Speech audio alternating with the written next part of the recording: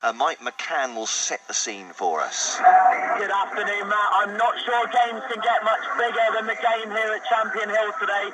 We've got an all-ticket match, which at this level is almost unprecedented. A crowd of at least 2,500 will be attending, and the permutations are simple. If Maidstone win and Hendon fail to win at Grays, then Maidstone will win the division. But to do that, they're going to have to overcome a Dulwich side who themselves need the points to be in the playoffs.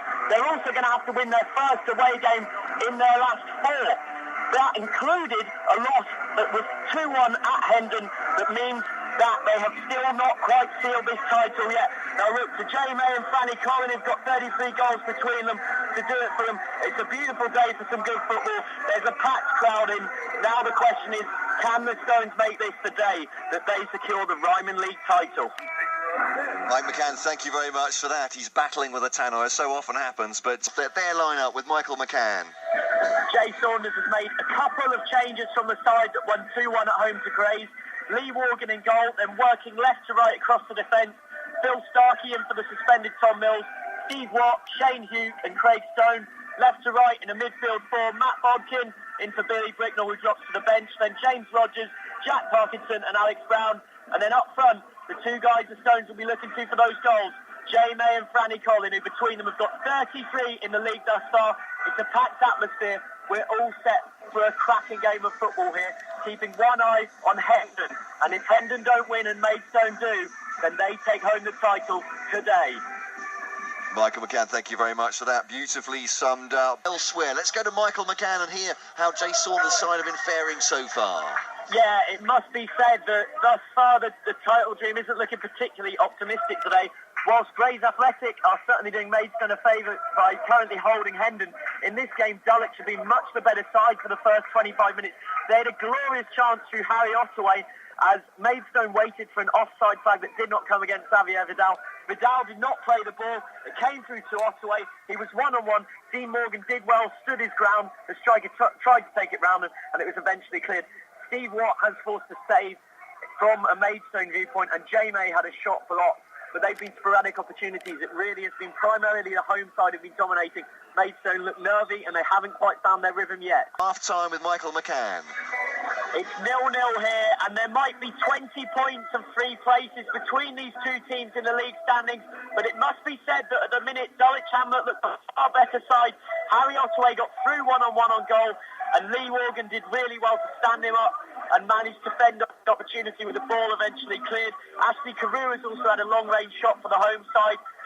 And in the attack, Maidstone have been rather patchy, poor at keeping the ball, and they're going to have to improve significantly if they want this to be the day they steal the title.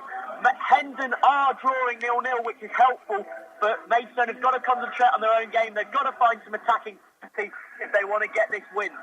It's half-time here, and it's Dulwich Hamlet 0, Maidstone 0. Well, what about Maidstone? They're aspiring to be in Bromley's division, Conference South.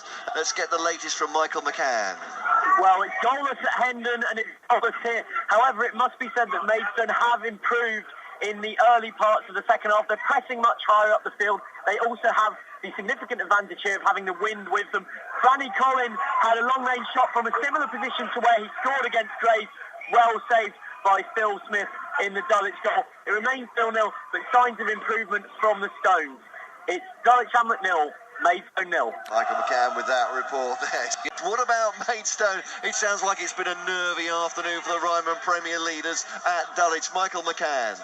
Nervy is the word. Tight, tense, anxious, squeaky bum time. Any of those cliches will do. It's still 0-0 here. It is still 0-0 at Hendon. It is still absolutely everything to play for. Maidstone have improved marginally, both teams using their bench to try and change the game. Billy Bricknell's come on and had a half chance, but he snatched at it and can only put it over. It remains Dulwich 0, Maidstone 0. Still 0-0 at Hendon. It is still absolutely everything to play for. Maidstone have improved marginally, both teams using their bench to try and change the game. Billy Bricknell's come on and had a half chance, but he snatched at it and can only put it over. It remains Dulwich 0, Maidstone 0. So that was Michael McCann at Dulwich against Maidstone with that report. And I gather we can go across to the pitch at Dulwich Hamlet to talk to Maidstone manager Jay Saunders in a melee there. I think Michael McCann has picked him out. Jay, can you hear me? Yeah, I'm just going to pass you over to Jay now. Jay. Hello. Let's go to Michael McCann now, who's been at Maidstone's game at Dulwich today. And Michael, did you feel a sense of celebration, of relief from Maidstone's fans and players?